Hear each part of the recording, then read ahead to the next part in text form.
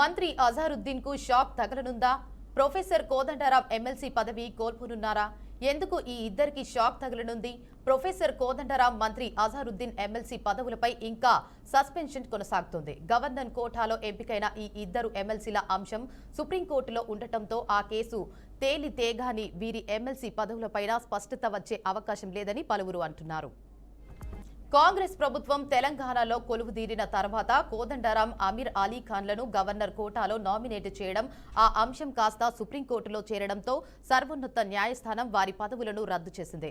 దీంతో మళ్లీ రాష్ట్ర మంత్రివర్గం గత ఆగస్టు 30న కోదండరాం, అమీర్ అలీ ఖాన్ స్థానంలో అజారుద్దీన్ ను గవర్నర్ కోటాలో నామినేట్ చేసింది.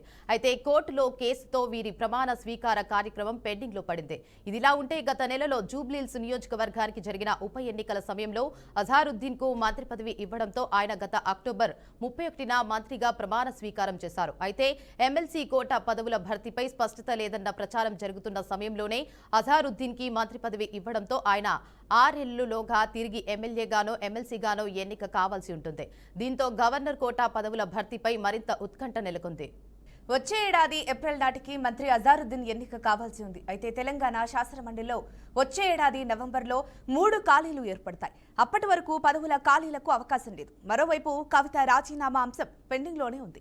ఆమె రాజీనామా ఆమోదించిన ఆ సీటు నిజామాబాద్ స్థానిక సంస్థల కోటా నుంచే తిరిగి భర్తీ చేయాల్సి ఉన్నందున లోకల్ బాడీ ఎన్నికలు పూర్తయిన తర్వాతనే ఈ సీటు భర్తీ చేసే అవకాశం ఉండటంతో అజారుద్దీన్ కు అవకాశం దాదాపు ఉండదనే ప్రచారం జరుగుతోంది.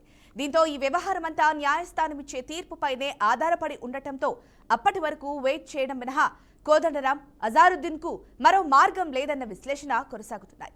గతంలో ఇలాంటి పరిస్థితులు ఎప్పుడూ ఎదురు కాలేదని రాజకీయ పరిశీలకులు అంటున్నారు. ఎమ్మెల్సీ కోదండరాం, మంత్రి అజారుద్దీన్ ఇద్దరు కూడా ప్రభుత్వానికి కీలకంగా మారారు. కోదండరాం గత ఎన్నికల సమయంలో కాంగ్రెస్ తో కలిసి బీఆర్ఎస్ ప్రభుత్వానికి వ్యతిరేకంగా పనిచేశారు. కేసీఆర్ ప్రభుత్వంపైన కోదండరాం అనేక ఉద్యమాలు చేపట్టారు. అసెంబ్లీ ఎన్నికలకు ముందు కాంగ్రెస్ ఇచ్చిన హామీతో ఆయన్ని ఎమ్మెల్సీగా ఎంపిక చేశారు. ఆయన మద్దతు ప్రస్తుత ప్రభుత్వానికి అవసరం. తెలంగాణ సమాజంలో కోదండరాంకి తెలంగాణ ఉద్యమ నేతగా ఉన్న మైలేజ్ దృష్ట్యా ఆయనకు కాంగ్రెస్ ప్రాధాన్యత ఇస్తుంది.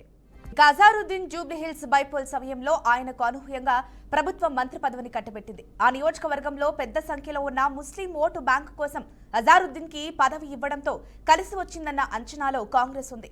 దీంతో ఇరువురికి ఖచ్చితంగా ఎమ్మెల్సీ పదవులు కేటాయించాల్సిన అవసరం ఏర్పడింది. దీంతో వీరికి పదవులు ఇచ్చే అంశంపై రాజకీయ వర్గాల్లో ఆసక్తి నెలకొంది.